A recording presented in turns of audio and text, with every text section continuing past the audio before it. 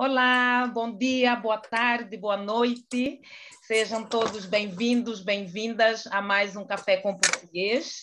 Muito obrigada a Cláudia Lucas Schell por aceitar o nosso convite. É um imenso prazer tê-la conosco cá hoje. Muito obrigada a todos os demais que sempre nos acompanham. E, portanto, vou fazer uma breve apresentação da nossa convidada e depois falamos um bocado, tá bem? Cláudia Lucas Schell nasceu no ano 1978, é escritora, poeta, dramaturga e argumentista.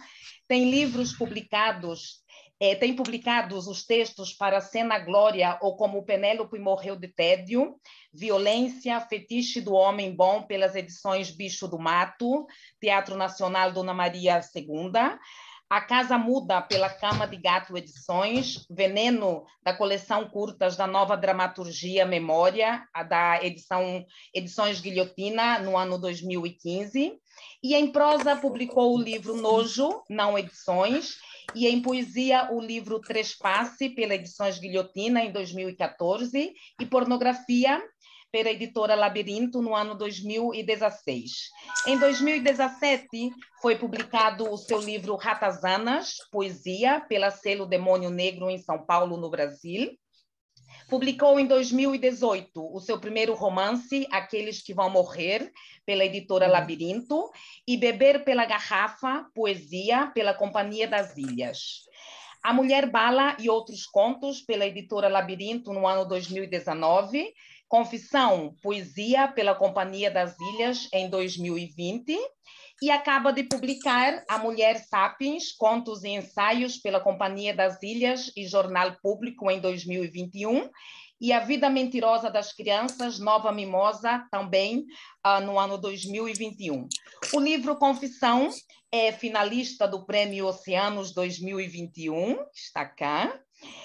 Em televisão, escreveu as séries Velhos Amigos, SP Televisão e RTP1, e Mulheres Assim, em coautoria com Filipa Leal, também na RTP1. Fez parte da equipa de argumentista da telenovela premiada com o Emmy, Laços de Sangue, na SIC, e da telenovela Dancing Days, também pela SIC. Muito bem, muito bem-vinda, Cláudia, mais uma Obrigada. vez. É um prazer Obrigada imenso. Pelo convite. Pois Obrigada. Muito bem. Gostava de começar, então, não é, para quebrar um bocadinho o gelo e tudo, e perguntar, não é? A Cláudia gosta de escrever sobre tudo, de tudo, ou há alguma temática, algum tema que gostas mais? É engraçada essa pergunta, porque na realidade eu acho que ao longo do tempo, acho que há autores que de facto são muito obcecados pelos mesmos temas e passam a vida inteira a escrever basicamente sobre os mesmos temas. O que eu sinto é que tem mudado. Inicialmente, quando comecei a escrever sobretudo peças de teatro e dramaturgia, eu estava muito focada numa ideia de violência e da própria noção de como os homens e as mulheres não são tendencialmente bons, portanto estava muito focada em temas violentos e até políticos e mais sociais. Eu sinto que nos últimos anos, eu acho que houve uma viragem que, sobretudo, assim, que é marcante, que foi quando fui mãe, em 2012. Não foi logo, mas pouco depois disso, eu sinto que me virei para temas um bocadinho menos hardcore, digamos assim, menos violentos, e comecei a escrever mais, se calhar, sobre uma coisa que seria impensável para mim há uns anos, que é escrever sobre... Está a fazer um feedback qualquer que eu estou a ouvir. Não sei se a estou a ouvir Elsa. também. Sim. Eu acho que a Elsa foi a desligar o microfone. Sim. Deve ser isso que está fazendo uma interferência qualquer. Boa, já passou.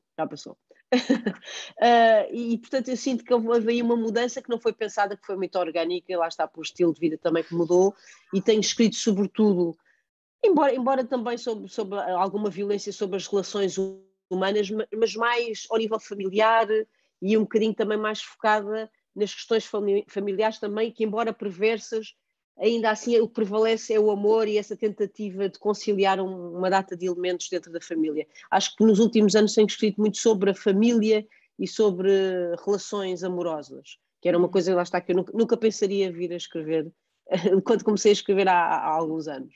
Eu também sou muito novata ainda, não é? Só escrevo assim com muita regularidade, só escrevo há 11, 12 anos, o que eu acho que é muito pouco ainda. Portanto, tenho noção que se tudo correr bem ainda vai mudar muito, essa questão do tema ainda vai mudar muito. Sim, e eu apanhei cá o livro, não é que eu tenho cá comigo, e portanto este livro dirias que é um livro como autobiográfico, que fala da tua infância. Sim, fala sobre um período muito específico da minha infância, ali entre os 7, 8, 9, por aí, antes de fazer 10 anos. Portanto, eu digo que antes de fazer 10 anos, porque aos 10 anos nasceu a minha irmã e eu mudei de casa e, portanto, mudou, a estrutura familiar também mudou e, portanto, será entre os 8, 9 anos, mais ou menos esse período em que esse livro é escrito. E que lá está, eu comecei por escrever um bocadinho, como muita gente, como fazemos, não é? No espaço de íntimo e depois do livro publicado, pus muitas questões sobre isso, se teria feito bem em deixar sair esse material que me é muito íntimo, mas por outro lado acho que faz parte também do percurso, acho que não é propriamente o meu estilo, eu não diria que é biográfico, acho que há uma coisa de autoficção, não é? Que parte de questões que são biográficas, mas que são ligeiramente ficcionais, até por uma questão muito simples, que é a nossa própria memória. Portanto, vou fazer 44 anos, aquilo que aconteceu quando eu tinha 8 ou 9, é claro que já deve estar bastante deturpado, não é? Porque já passou muito tempo e, portanto, já sobre esta questão da memória há uma ficção que eu não consigo controlar, não é? Que inevitavelmente surge em cada um de nós. E, portanto, sim, é de facto biográfico e muitas coisas que estão aí aconteceram exatamente como estão, mas depois é claro que acredito que haja pequenas nuances que a minha própria memória já ficcionou. Sim, pode ser. E como é? Porque tens aí muitas facetas, não é? Contista, argumentista, escritora. E como é que consegues gerir tudo isto? Mãe, não é? É um bocado complicado. Quando é que encontras tempo para escrever? É qualquer momento, na realidade. Por exemplo, vou-vos dar um exemplo. Quando a minha filha às vezes está doente e tem que ficar em casa, acontecem coisas surreais, porque eu tenho muitas deadlines de texto para entregar, e às vezes ela está comigo, não é? E agora já é mais fácil, que ela já está mais crescida, mas quando era mais pequenina era mais complicado. E às vezes, por exemplo, vou-vos dizer uma coisa que descobri uma estratégia incrível, que era pô-la a colocar fita cola na mobília da casa, para eu, numa altura que eu estava a escrever para televisão e que exigia um ritmo com muita velocidade, e quando ela tinha que ficar comigo em casa, eu descobri que se ela tivesse uma fita cola e andasse a colar de móvel para móvel, eu tinha à vontadinha 1 hora para escrever sossegada. E então, eu acho que tem sido esta ginástica de espalhar fita cola pela casa que eu tenho tido ao longo dos tempos, de perceber como é que eu tenho conseguido escrever e de facto tenho sido profícua porque eu tenho produzido muito material nos últimos anos com a minha filha pequena, mas eu acho que há aqui de facto um foco muito grande, porque a seguir à minha família, realmente a coisa mais importante da minha vida é o meu trabalho e portanto eu sou muito obcecada e muito focada e vou sempre conseguindo encaixar todos os momentos que tenho a escrita. Além disso, quer dizer, eu também nesse aspecto é o meu trabalho, portanto é a minha fonte de rendimento e portanto há textos que eu tenho as horas marcadas para escrever e pronto, eu tenho isso bastante dentro do caos dos vários cânones que eu vou escrevendo, não é? Eu escrevo em vários estilos, mas mesmo assim dentro desse caos está bastante organizado, que eu sei, por exemplo, à quarta escrevo para aqui, à quinta escrevo para ali, portanto vou-me conseguindo organizar assim. Há aqui um botão que eu tenho que ir mudando. Sim. Este livro é A Mulher Sapiens. Uhum. É um livro que fala sobre a condição feminina.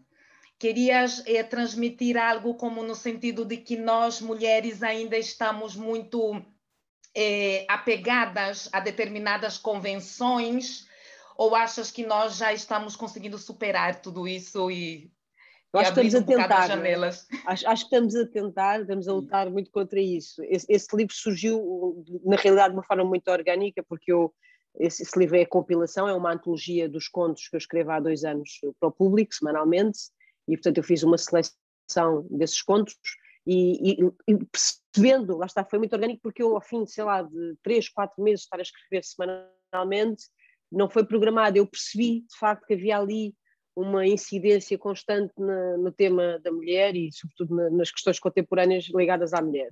E portanto, acabou, eu acho que há ali uma série de preocupações que eu desenvolvi naquelas microficções muitas minhas, inquietações minhas, obviamente, e também, por exemplo, da minha filha, das minhas amigas, de pessoas que eu conheço como são próximas, e outras que eu também vou percebendo de outras realidades e que eu fui realmente criando. Aqui a questão foi quando eu me apercebi que estava de facto sempre aqui a recorrer no tema da mulher, então depois investi mesmo nisso. Então agora vou mesmo dedicar a escrever, e alguns contos com um tom declaradamente provocadores, não é? Provocatórios. Eu gosto, isto aqui é uma aula de português, eu até estou aqui a tentar controlar para ver se não. Porque quando estamos a falar há muitas coisas, há muitas gralhas que nos passam. A velocidade é muita e há muita coisa que passa ao lado. Agora perdi-me. Isto também me acontece com muita regularidade. Perdi-me, não sei o que é que estava a dizer. Dos temas provocatórios. Exatamente. E aí percebi que ainda há muitos preconceitos, nomeadamente ligados à sexualidade feminina.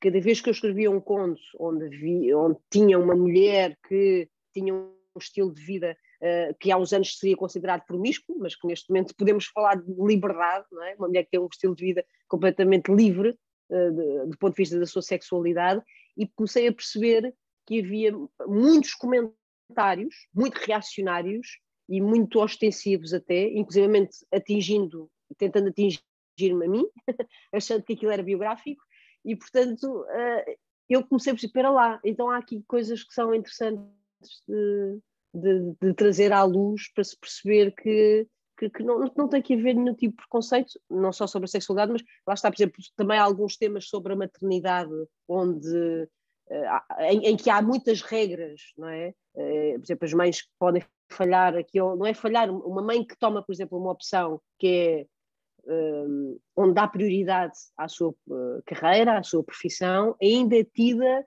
como uma mãe que está a falhar, não é? Isto não se coloca num pai que tem exatamente a mesma opção de vida. E, portanto, comecei por desbravar estes temas que achei pertinentes e que me dava muito material para eu escrever estas ficções curtas. Bem, eu quero pedir permissão, eu gostava de ler aqui rapidamente, que estou aqui no teu perfil, um artigo do Público, não é? Que fala sobre, há 2 dias, que fala sobre os livros servem os amantes, não é? Sim. Então, portanto, eu vou fazer aqui a leitura e eu gostava que todos participassem, não? Porque eu acho que também é interessante que os leitores, porque, claro, muitas vezes cada leitor percebe, não é, ou entende um poema, uma escrita, um artigo de maneira diferente, não é, porque somos diferentes. Então, gostava de ler isto e depois falamos um bocado. A distância cria inevitavelmente novos hábitos. Eu creio que está a repetir algo, cá, não é? Está a fazer eco aí algum microfone. Sim, está a fazer eco. Sou eu. Olá, Susana. Não, eu acho que não. Pois. Agora já não está, já passou. Pronto, volto.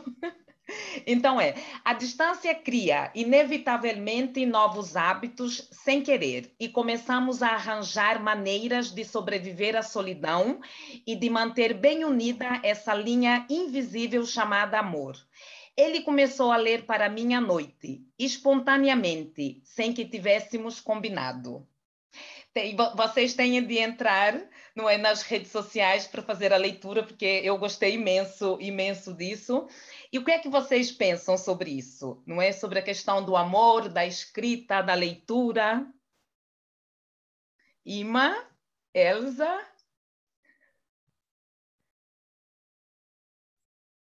Estamos todos calados. São muitos tipos. Lanzas así. Bueno, boa tarde. Más preguntas. Eu achava que ias continuar um pouco o... Pois, posso. Assim. Já agora, posso só fazer um pequeno à parte por causa desse texto? Sim. Muito engraçado. Esse texto teve um feedback muito grande. Engraçado que esse texto é biográfico, mas não meu. Ou seja, eu recebi há uns tempos uma mensagem de um leitor brasileiro, que vive no Brasil, e que tem o seu companheiro a viver em Portugal, E essa história aconteceu mais ou menos assim, eu depois só ficcionei ligeiramente. Portanto, eu não os conheço, ele mandou uma mensagem a dizer que gostava muito dos meus livros e que seguia o meu trabalho, e que este livro, esse livro que eu referi no texto, A Vida Mentirosa das Crianças, não foi publicado ainda no Brasil, e portanto o companheiro cá em Lisboa comprou o livro e muito espontaneamente decidiu começar a ler o livro à noite. E começou por ser uma brincadeira, não é?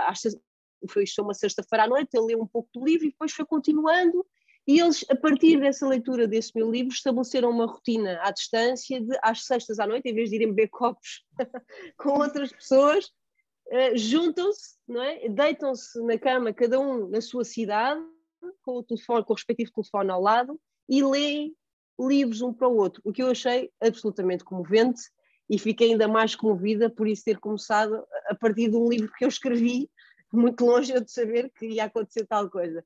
E então achei, lá está, às vezes aparecem-me estas pérolas de leitores que comunicam de alguma forma alguma história interessante e que eu depois aproveito para trabalhar e escrever a partir disso. E essa é mesmo, tem uma base verídica, porque esse ritual entre os amantes aconteceu mesmo a partir de um livro que eu escrevi. Bem, Ima? Nada, não sei. Não sei.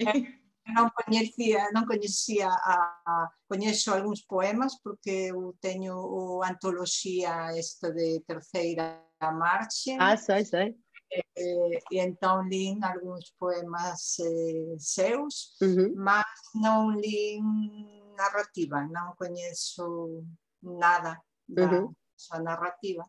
E non sei, ese pequeno texto pode levar a moitas coisas, así, non sei, iso da lectura así repentina, non é? Cando estás sin saber que alguén te lea, ou ese diálogo que dice que se estabeleceu entre você e máis esa outra persoa tan lonxe.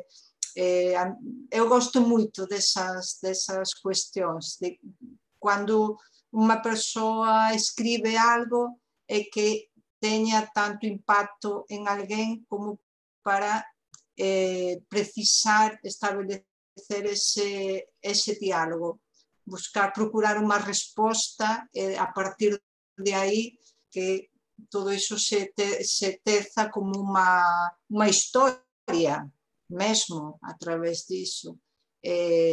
Bueno, sí, é moi suxerente ese inicio, mas non sei. Está muito bem. Tem de ir ao público online e estão lá os textos, eles não estão todos disponíveis, lá está os textos que fazem parte da Mulher Sapiens do livro, são textos que estão fechados, são assinantes, mas todos os outros, os que estão antes da Mulher Sapiens e já os textos depois estão todos abertos ao público, portanto, ao leitor. Sim, eu logo vou partilhar com vocês aqui também. Pronto, pois bem. Desculpa, Carmen. Eu acho que é uma forma muito interessante de estar apaixonados, porque é diferente, e já que estamos nos tempos da net e dessas coisas, pois é muito interessante e gosto muito de ler e de ouvir também contos e outras experiências. Então, eu acho que não conhecia nada. Estive, quando ela passou os textos e demais, a ler alguma coisa, mas concretamente essa não conhecia. Então, vou olhar para ela. Sim. Boa. Obrigada. Obrigada.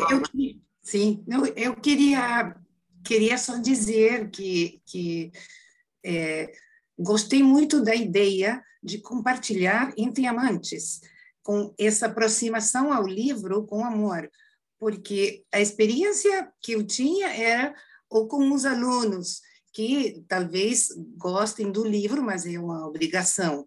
E outra experiência que eu tive, muito boa, foi uma maratona de leitura sobre Carlos de Oliveira, que foi feita pelo leitor de português, de Portugal, na Argentina. essa foi a minha primeira experiência de ler os capítulos, e durante 6 meses, e depois nos encontrarmos uma vez por semana para discutir.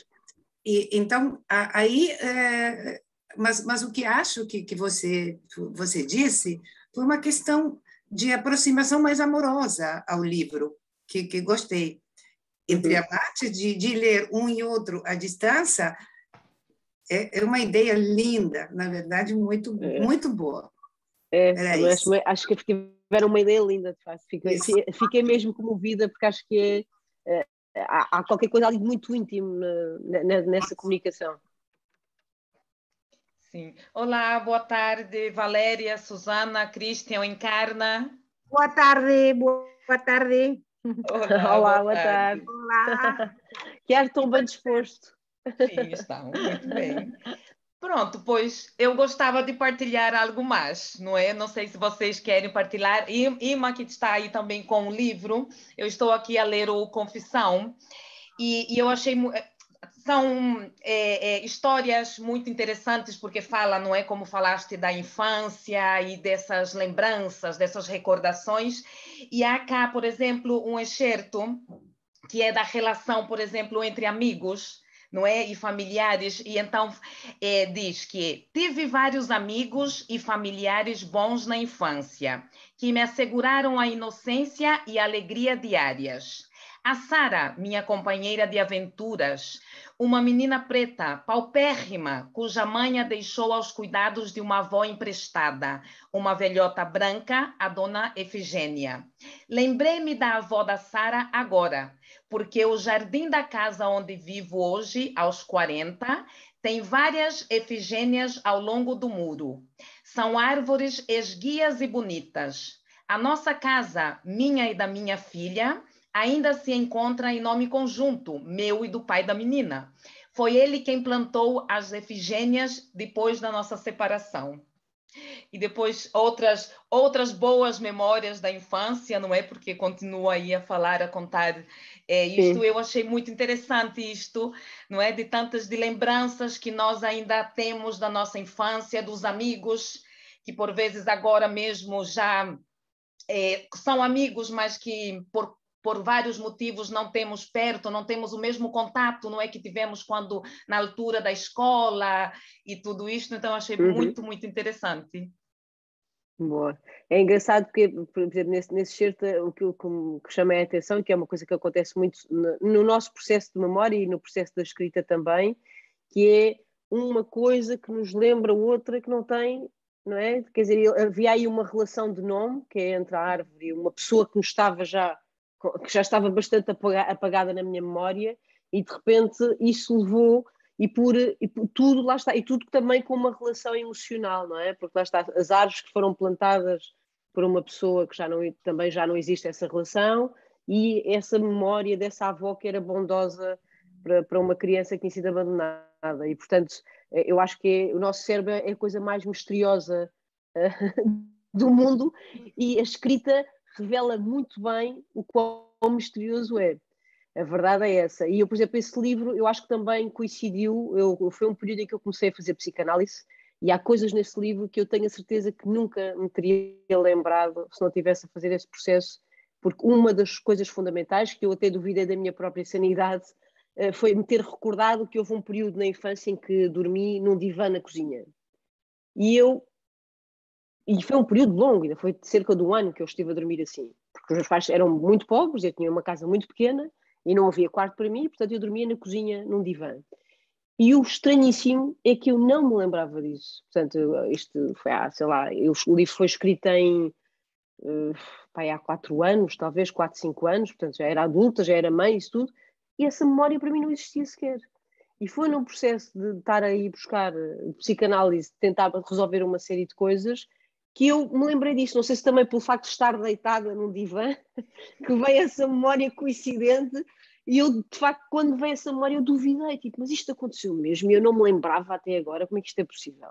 E então confrontei os meus pais, inclusive, para saber se realmente tinha acontecido ou se era uma fantasia da infância. E eu disse, não, é verdade. Mas tu não te lembravas? Não me lembrava de tal coisa.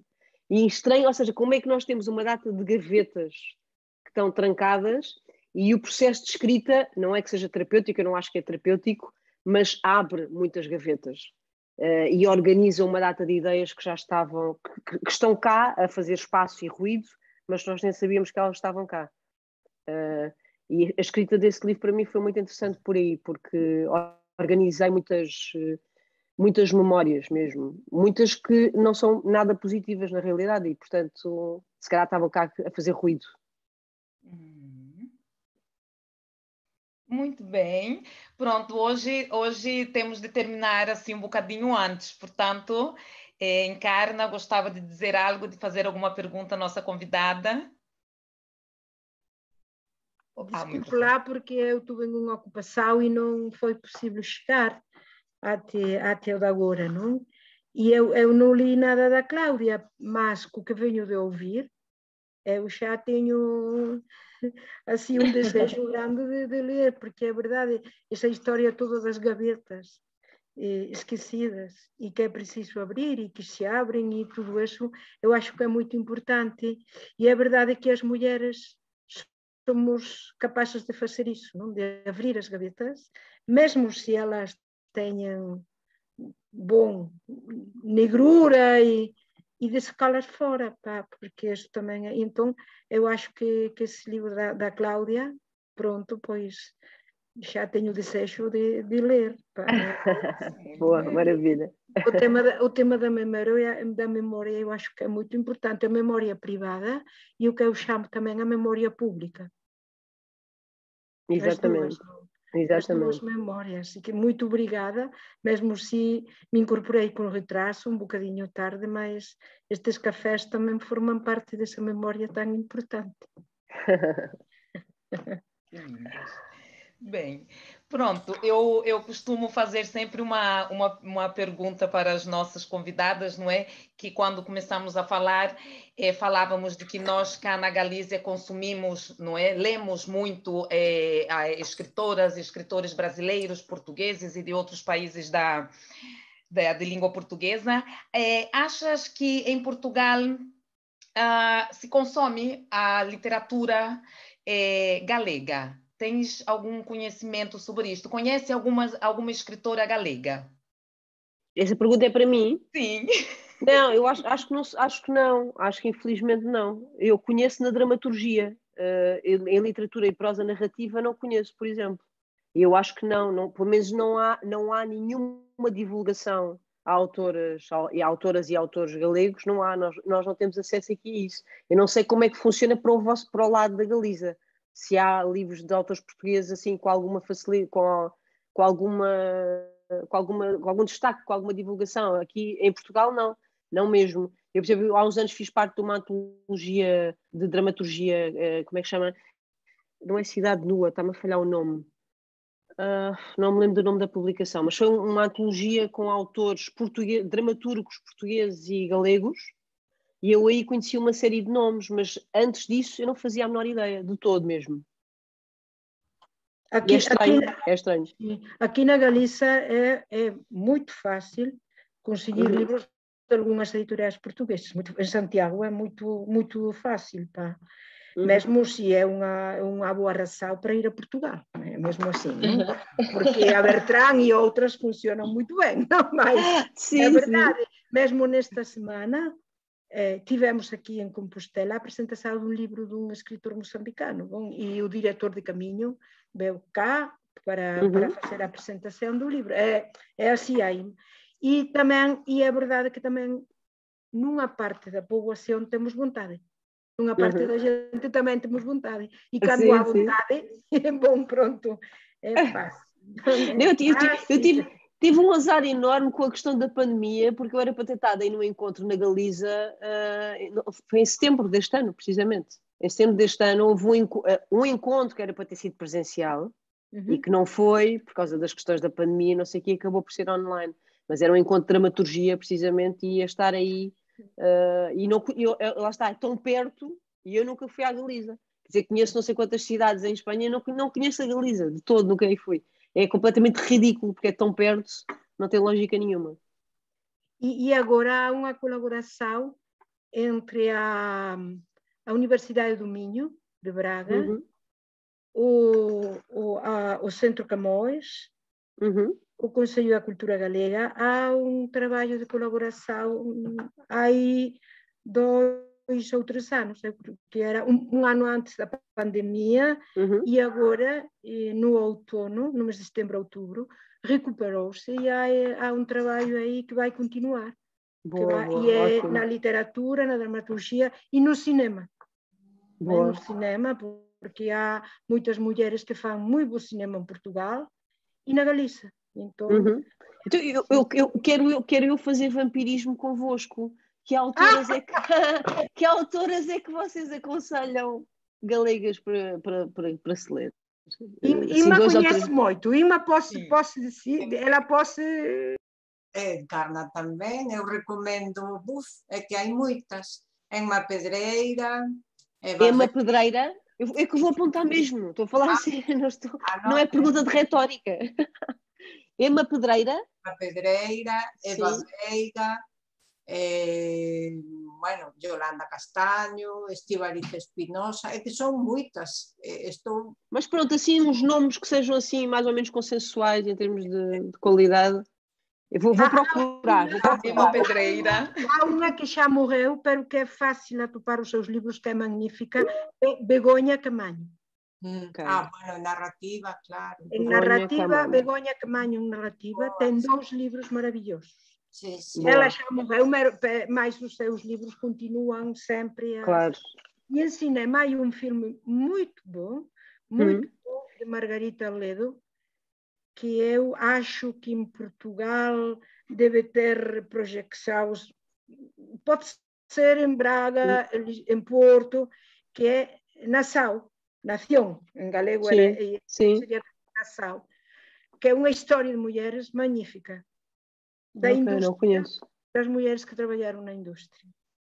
Boa. Olá, Elsa. Vou pesquisar também. Eu é que estou aqui a colher referências, que eu adoro. Adoro coisas novas, adoro. Portanto, vou já pesquisar. Também há mulheres. Sim, na dramaturgia eu conheço. Na dramaturgia conheço alguns nomes, sim. Em prosa narrativa é que eu não conheço todo. Elsa? Sim, só uma pequena pergunta, pegando aquilo que a Encarna disse. Ela disse que as mulheres temos uma maior possibilidade de abrir as gavetas da memória, mas não estou baseada, não sei se podemos nos basear em alguma coisa científica, mas achei que o outro encontro com uma escritora, ela disse uma coisa assim, e eu perguntei também, que depois da sua separação, ela tinha sentido uma liberação, ou libertação do seu espírito, e começou a escrever. Parece que a Cláudia também houve alguma sugestão de coisa assim, de libertação? Não, a Cláudia não. Relacionada com a escrita, não. Relacionada com a escrita não senti nenhuma diferença. Já escrevi antes portanto, da minha separação, e portanto não senti. O que eu senti em relação à minha sexualidade, sim, que depois também se traduz em alguns livros que eu escrevi, na realidade. Mas não senti que a escrita tivesse alterado, ou uma maior liberdade em termos de escrita. Na sexualidade, sim, acho que é libertador. Na realidade, pode ser um evento traumático, mas que é depois libertador, porque a pessoa percebe também, não é, que sobrevivendo a uma separação de uma relação importante, nós, quer dizer, também superamos-nos, não é? Portanto, a escrita inevitavelmente vai lucrar com isso, mas eu não sinto que haja, que tenha havido uma alteração em termos de escrita, nem em termos das temáticas, não acho que tenha coincidido nada com a minha separação. Depois sim, lá está, porque a minha sexualidade, a minha orientação sexual, digamos assim, se alterou depois dessa separação, porque eu tinha uma relação heterossexual e depois da minha separação apaixonei-me por uma mulher e, portanto, isso foi algo totalmente imprevisível na minha vida. Eu nunca teria previsto tal coisa, e a verdade é que por ter também a minha orientação sexual, quer dizer, eu não gosto de dizer isto, porque eu não sei se é a orientação sexual que mudou ou se simplesmente o facto de me ter apaixonado por alguém que tem o género feminino. Acho que é mais isto do que propriamente uma... Acho que a orientação sexual muitas vezes é fluida, tanto para os homens como para as mulheres, não estamos metidos numa caixa, numa convenção. E, portanto, o que eu sinto é que muitos temas que eu escrevi depois disso, muitos textos que eu escrevi depois disso, lá está, contêm temas que eu se calhar não teria interesse, não teria curiosidade, não teria tido vontade de escrever e de investigar sobre isso. Nomeadamente, lá está, muitos contos que escrevi sobre questões homossexuais e sobre essa descoberta de uma orientação sexual fora da heteronormatividade, digamos assim. Muito obrigada por abrir o seu coração e também a Encarna, que às vezes coloca essas temáticas, porque nós também somos de uma outra idade, acho. Bom, quer dizer, acho que não é assim tão diferente. Não sei se... Hein? Acho que não é assim tanta diferença de idade, eu acho que não é assim tanta. Mais de 72 eu tenho, ou seja, que Encarna assim, temos muita diferença. Nasceu em 72? Não, eu tenho 72 anos. Eu 72 anos, eu 71. Assim? É assim? Eu não chegava lá. Por isso que eu disse assim. Mas, de todas maneiras, essa seria para essa questão de que o homem tem... Não sei se é tão assim, dependerá. Que o homem tem as gavetas mais fechadas ou menos possibilidade, ou as mulheres temos outra sensibilidade. Eu não sei se estou para Obrigada, Cláudia, porque foi lindíssimo o que você disse agora, mas a verdade é que eu acho que as mulheres temos mais prática em falar de algumas coisas. Isso sim. E tudo na vida, nos sentimentos, no trabalho, a prática é muito importante. E esse bocadinho que as mulheres falamos muito, às vezes falamos muito, mas também falamos bem. Verdade. É uma prática. Então é isso, não é isso? Não? Abrir as gavetas é uma prática que levamos na vida. É assim, eles podem fazer, mas devem aprender, porque não têm muita prática. É verdade. Haverá alguns, pode ser que alguns tenham alguma prática, mas a prática temos as mulheres de séculos, não de agora. E isso é um conhecimento e um aprendizagem que leva tempo que nós temos e que é muito importante para a vida. Muito bem. Pronto, pois, antes de irmos, vamos ver se a nossa convidada pode ler um pequeno excerto para nós. Posso? Se calhar ia ler antes um poema. Pode ser? Sim, com certeza. Então vou ler um poema de um livro que vai sair agora a segunda edição. Até tenho aqui o B pela Garrafa. Acho que não dá para ler, mas pronto. Um livro que é da Companhia das Ilhas também. E ele está esgotado, mas o editor vai fazer sair uma segunda edição. E vou ler... se calhar vou ler, porque temos estado a falar sobre estas temáticas, vou ler precisamente o primeiro poema, o poema que abre o livro e que se chama Search, em inglês, for Cláudia Lucachel, e que está relacionado com esta questão da família também. Subtraído ao nosso lar o teu pai e o cão, ficámos só os dois, eu e tu, meu filho. Ninguém previa o logro da nossa família recém-inaugurada. Logo agora que a casa devia estar apta aos somatórios, tinha de dar só ao cão um linfoma, ao pai a mesma vocação de femieiro e à mãe a intolerância definitiva para a absolvição.